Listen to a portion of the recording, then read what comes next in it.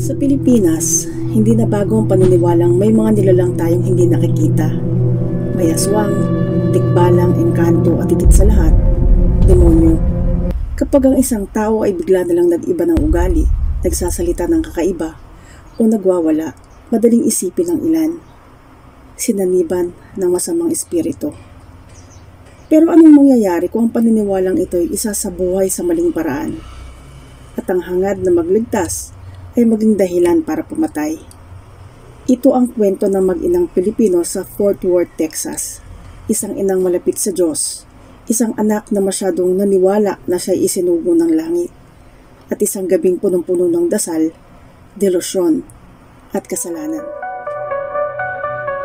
And the shadows truth rise, and whispers and pipes that lies. From east to west the secrets unfold. True crime Asia, the stories told.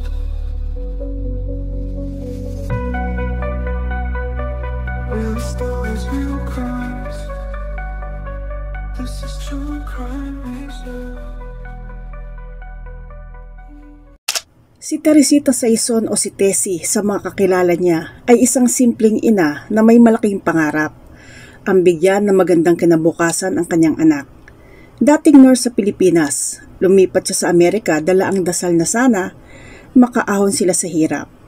Sa Fort Worth, Texas doon sila tumira. Tahimik, malinis, ligtas. Tila perpektong lugar para magsimula ng bagong buhay. At kahit nasa Amerika na siya, dala pa rin ni Tessie ang kulturang Pilipino. May altar siya sa sala. May rosaryong nakasabit sa rear view mirror ng kanyang sasakyan. At tuwing gabi, maririnig siyang nagdarasal ng Ama Namin at Aba Ginoong Maria. Ang pananampalataya niya, buo, matibay at simple. Ang pagmamahal niya sa anak, walang kapantay. Si Alexander Valdez, kaysa isang anak ni Tessie, ay tahimik at mahiyain. Matalino pero may sariling mundo. Hindi palakibo pero malalim kung mag-isip. Habang lumalaki siya, lumalalim rin ang pagkahumaling niya sa relihiyon.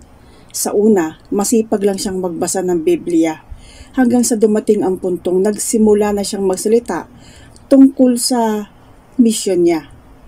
Ayon sa ilang mensahe at journal na nakita sa kanyang cellphone, may mga demonyong nagkukubli sa mga pinakamalalapit sa atin.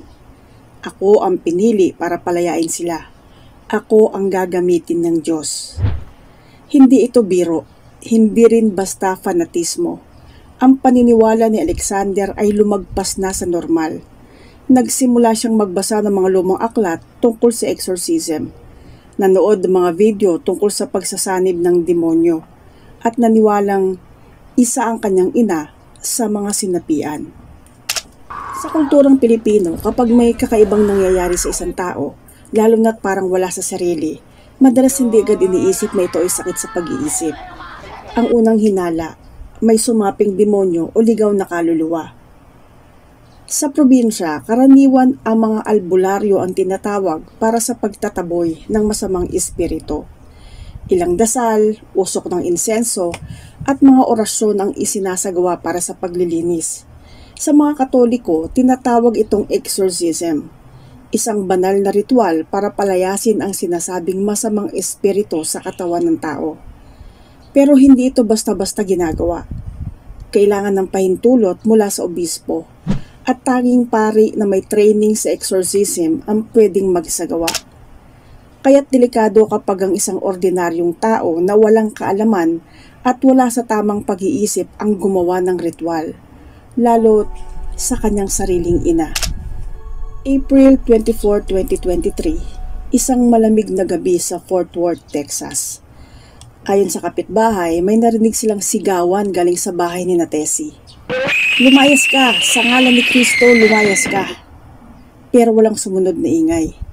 Tahimik, parang walang nangyari. Kinabukasan, dumating ang mga pulis. Ang natagpuan nila sa sala ay si Teresita Saison. Wala ng buhay. May mga pasa sa katawan, mga sugat sa braso, walang gamit na armas. Lahat ng pananakit ay nagmula sa pisikal na lakas. Ginamit ang sariling kamay. At si Alexander, tahimik na sumuko. Ang sabi niya lang, ginawa ko ang nararapat. Sinaniban siya, pinalaya ko siya. Dinala si Alexander sa korte.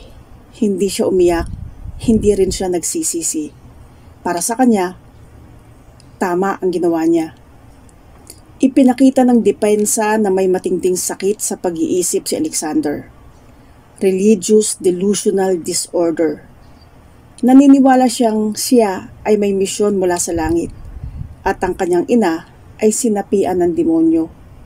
Ang tanong ng hukom, mamamatay tao ba siya o biktima rin ng delusyon? Sa atin sa Pilipinas, madalas nating sinasabi, ipanalangin mo na lang. Ipasok sa simbahan, hindi sa ospital. Pero minsan, ang sakit sa pag-iisip ay hindi kayang gamutin ng dasal lamang. Kailangan din ng pangunawa, suporta at tamang lunas. Ang kaso ni Alexander Valdez ay hindi lang isang krimen. Ito ay babala na kahit ang paniniwala ay maaaring maging delikado kapag ito'y walang gabay. Isang anak ang pumatay sa ina, hindi dahil sa galit, hindi dahil sa inggit, kundi dahil naniniwala siyang iniligtas niya ito.